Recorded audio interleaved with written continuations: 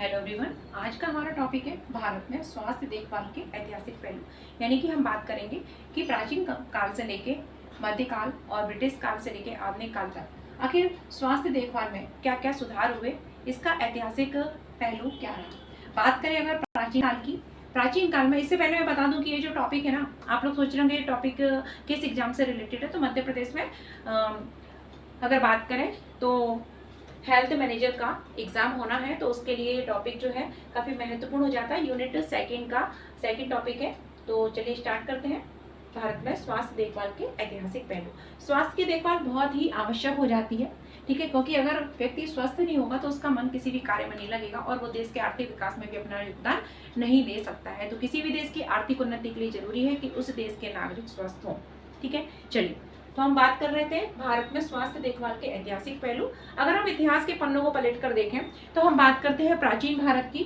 प्राचीन भारत में यानी कि प्राचीन काल में हमारी जो चिकित्सा प्रणाली जो थी काफी चर्चित थी। जैसे हम आयुर्वेद, सिद्धा और योगा के रूप में जानते हैं। तो प्राचीन भारत की बात करें तो प्राचीन काल में इन पर काफी बल दिया जाता था। यानी कि हमारी जो स्वास्थ्य देखभाल के लिए हम आयुर्वेद का सहारा लेते थे, हम सिद्धा पद्धति का सहारा लेते थे और योगा का सहारा लेते थे। हालांकि वर्तमान में भी योगा पर काफी फोकस किया जा रहा है, ठीक है, योगा पर काफी फोकस किया जा रहा है, जो कि आवश्यक भी है स्वस्थ रहने के लिए। लेकिन ये सब जो पद्धतियां थी वो प्राचीन काल में भी काफी चर्चित थी, ठीक है। प्राचीन काल में चिकित्सा पद्धति इन्हीं पर आधारित थी।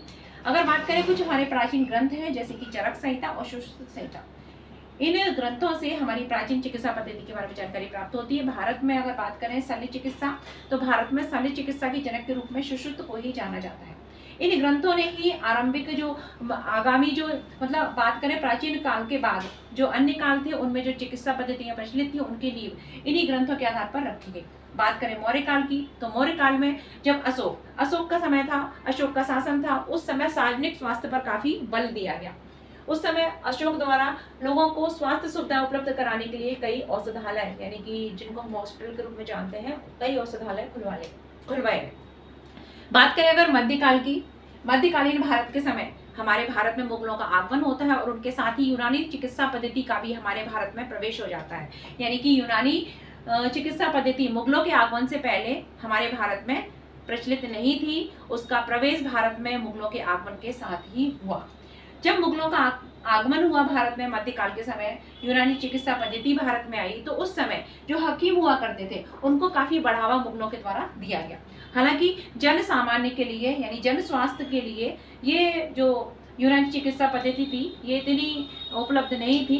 यानी कि अगर बोल सकते हैं कि मध्यकाल में जन स्वास्थ्य सेवाएं सीमित थी, जन स्वास्थ्य सेवाओं को बढ़ावा नहीं दिया गया। जिस तरह हमने देखा कि मौर्य काल में अशोक के द्वारा सार्वजनिक स्वास्थ्य पर काफी बल दिया गया था, औषधालय खुलवाए गए ताकि लोगों को चिकित्सा सुविधा उपलब्ध हो सके, लोग जो है वो उनको स्वास्थ्य देखभाल प्रदान करने के लिए कई औषधालय खुलवाए गए। वहीं मध्यकाल में इस तरीके की हमको सेवाएं देखने को नहीं मिली, यानी मध्यकाल में जन स्वास्थ्य सेवाएं सीमित थी।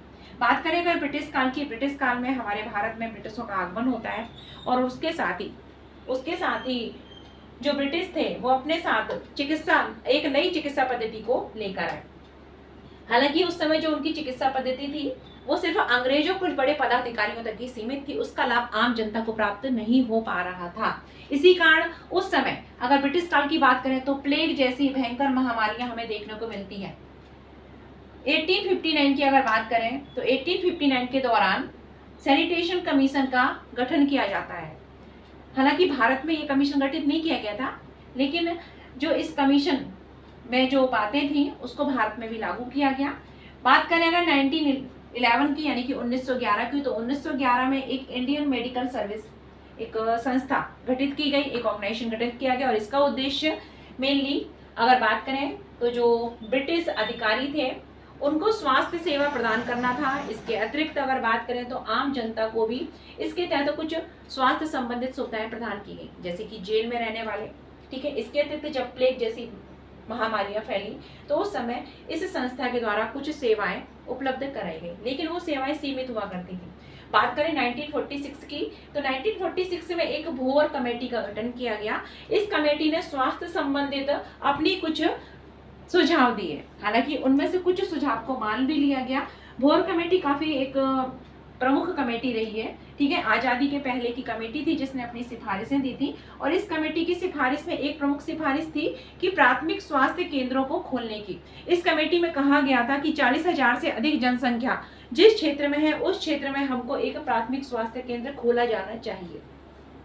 चलिए, तो हमने देख लिया कि ये ओवरऑल भारत में स्वास्थ्य देखभाल के ऐतिहासिक पहलू यानी इतिहास की बात करें तो प्राचीन काल, मौर्य काल, ठीक है, इसके बाद मध्यकाल और ब्रिटिश काल में स्वास्थ्य का क्या स्थिति रही है, स्वास्थ्य देखभाल की क्या स्थिति रही है। तो इसके बाद हमारा नेक्स्ट टॉपिक आएगा कि स्वास्थ्य संबंधित विभिन्न कमेटियां यानी विभिन्न समितियां। तो जो भी लोग तैयारी कर रहे हो हॉस्पिटल मतलब प्रबंधक की, तो वो हमारे चैनल को सब्सक्राइब कर सकते हैं। तो इसी तरीके से आपको शॉर्ट में नोट्स उपलब्ध हो जाएंगे। चलिए मिलते हैं न्यू टॉपिक के साथ, तो लाइक शेयर सब्सक्राइब जरूर कर दीजिएगा।